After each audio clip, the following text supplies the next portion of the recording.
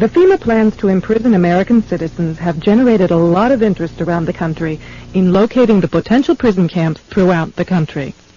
These may be facilities currently being used as prisons, such as those you saw earlier, or prisons that are being built supposedly in the name of the war on drugs, or facilities that have other uses but which could be quickly used to detain large numbers of people, such as this Amtrak facility in Beech Grove, Indiana.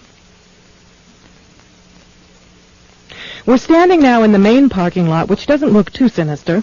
At this level, it is a very large parking lot, fenced on all sides by fence topped by barbed wire.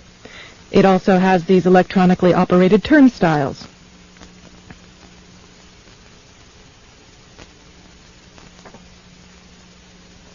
There is also a surveillance camera, just like we saw at the FEMA facility, pointing out to the parking lot, and a helicopter windsock. All of these apparent security measures are particularly unusual here, because this is a very low crime area, and this facility is nothing but an old train repair station with nothing in it worth stealing. In this portion of the parking lot is a brick building, suitable for processing, next to a gate that leads right out to the railroad tracks, and all of this is contained inside a fully fenced area, now 3 layers deep in fencing at this point. This U.S. Air Force train indicates federal and military involvement. Facing the opposite direction, you can see that this area, too, is a very large fenced area with railroad track running the length of the fence and plenty of warehouses.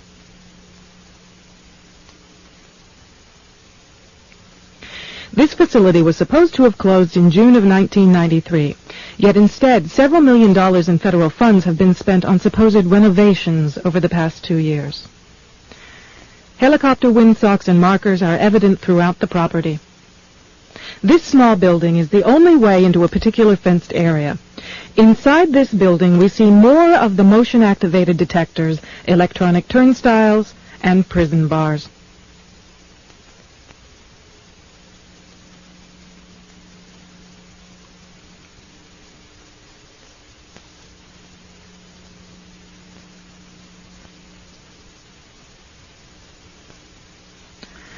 All of the renovations to this property have involved putting in new fencing, electronic turnstiles, concrete flooring in unused warehouse buildings, and putting in large gas furnaces on buildings that were never heated any time in the past 20 years.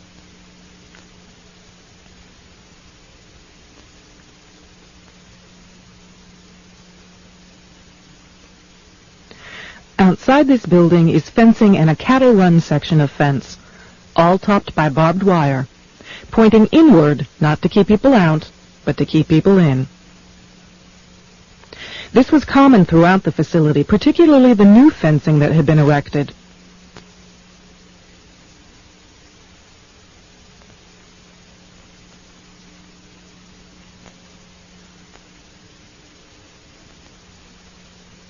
Inside the fenced area on the other side of the building, you'll see signs that say Red Zone, right up next to the railroad tracks that run the length of the fenced area.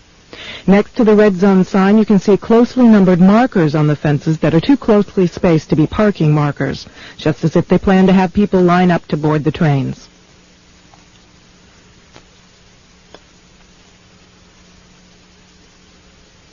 Here's a helicopter marker on the power lines outside the facility, indicating expected helicopter traffic, and again, another tall radio antenna.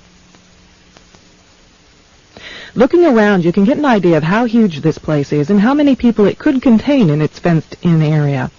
In yet another fenced area, we see a large warehouse building at the end, with the electronic turnstiles in front of it. The building is one that has a new concrete floor, and its doors and windows have all been blocked.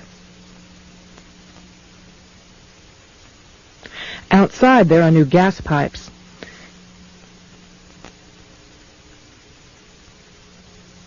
Even as we were filming, a black helicopter flew over us, observing what we were doing, which has happened many times when we have been at the facility.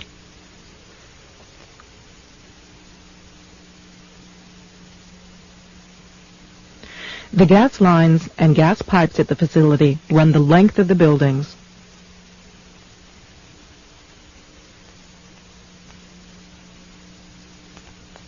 And come out at some very, very large, brand new furnaces that have been installed at the buildings throughout the facility.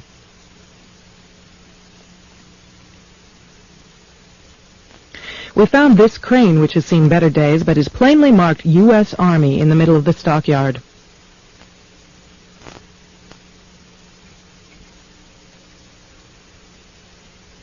We found other fully working military trucks and equipment here at other times. Inside the facility, we found large fenced-in areas next to the railroad tracks marked Green Zone and Blue Zone, suitable for holding a lot of people. Many of the old warehouse buildings have had new concrete floors put into them.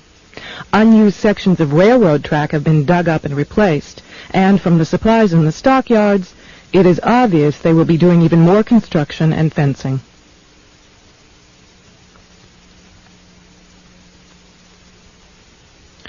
Senator Lugar of Indiana recently obtained more federal funding to renovate this facility, which is supposedly only for the repair of broken trains and where most of the buildings on the property haven't been used for years. It certainly appears they are expecting more than just broken trains.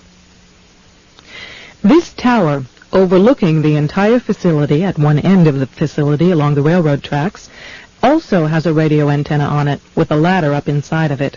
It would make an excellent watchtower.